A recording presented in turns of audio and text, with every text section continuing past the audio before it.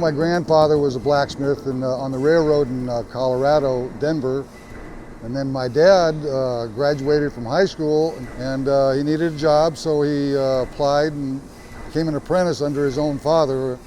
And first day on the job, he came out to see my grandfather and he handed him a torch and pointed to a locomotive about 100 yards away and said, go cut that up, I don't want any pieces any bigger than this.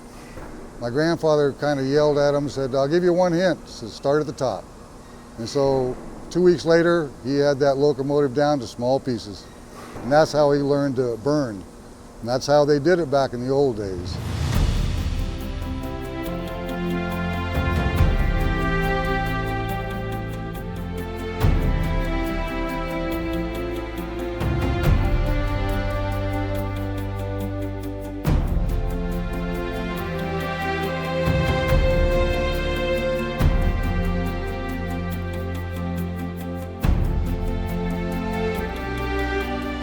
For the most part, what we do here for the Navy is we take a raw bar stock, heat it up,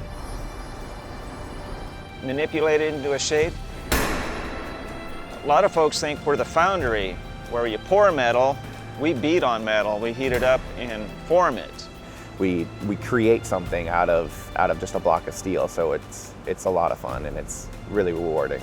We can heat up metal and manipulate it to not every shape you can imagine, but we can go really outside the box on these situations. You know, let's say a boat has one seal ring that's bad, you know, and that's affecting their whole sub-safe system or whatever system on the boat.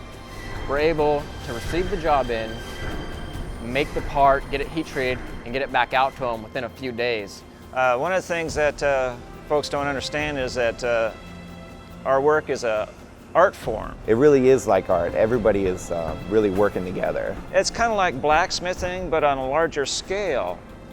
Blacksmiths are definitely artists, and what we do is very similar, just on a larger scale, using pneumatic tools and hand tools as well.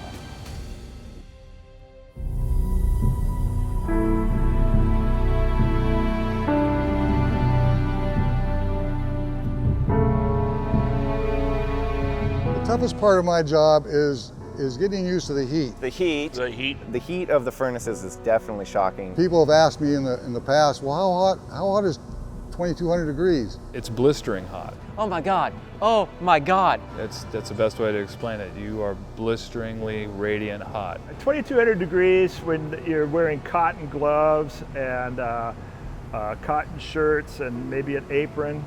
No tattered clothing, else you'll get burnt up in a fireball. It gets warm.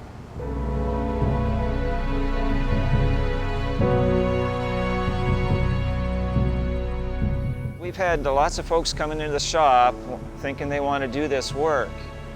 And there's been a lot of folks that left within the first week. They just can't, some of them are scared of the heat, a lot of them just couldn't handle the heat.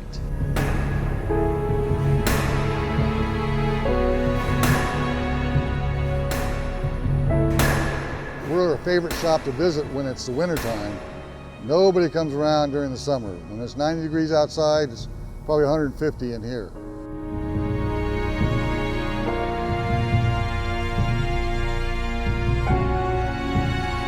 The first couple months, you go home and you bring that heat home and you're just laying in bed and it's hot. Your core is hot.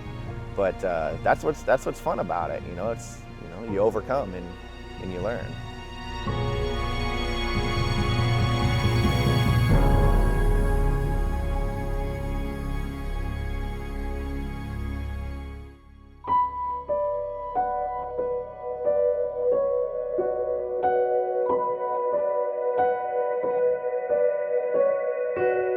Oil quenching is mainly for heat treat, and it's just getting a certain hardness for the customer.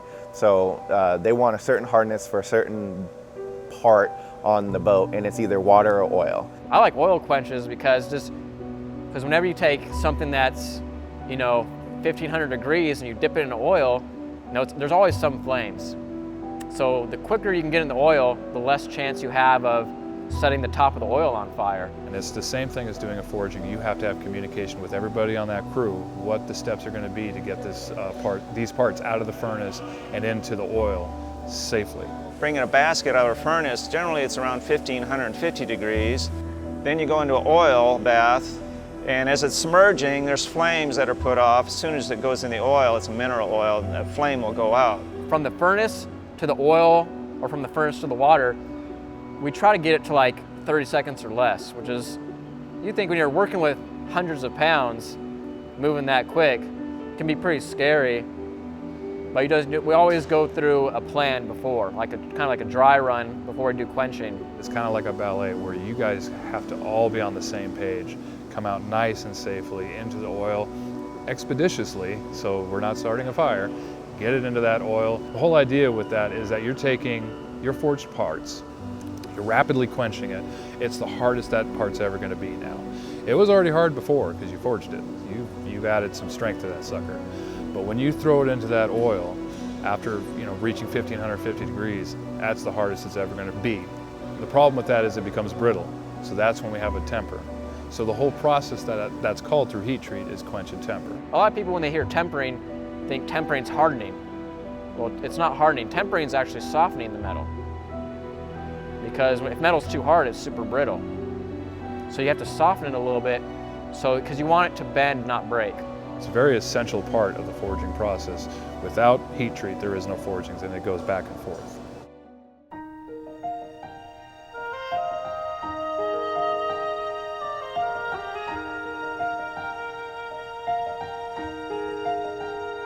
Setting out to accomplish a goal and really accomplishing it is wonderful, and that's what we do every job. We create something out of just a block of steel. I think everyone in the shop takes pride in what we do because we are a small shop that tends to be a can-do shop, and we are able to make our parts on time. And the parts that we make, if they have to be forged, they tend to be critical parts. We'll work all those days all the way through up until however long it takes to make this part so it gets all the way to the machine shop and all the way out to that boat, making it into whatever mission that they're going on. That's a really great feeling. That's a very wonderful feeling. We all walk away pretty happy with it. As we used to make lots of the cups and crosses on the aircraft carriers, those are the tie downs for the aircrafts themselves. And you walk across the deck, you go, I made those. I made those parts. I always joke with my wife about it, like when I work overtime, she gets upset when I work overtime, she actually spend time.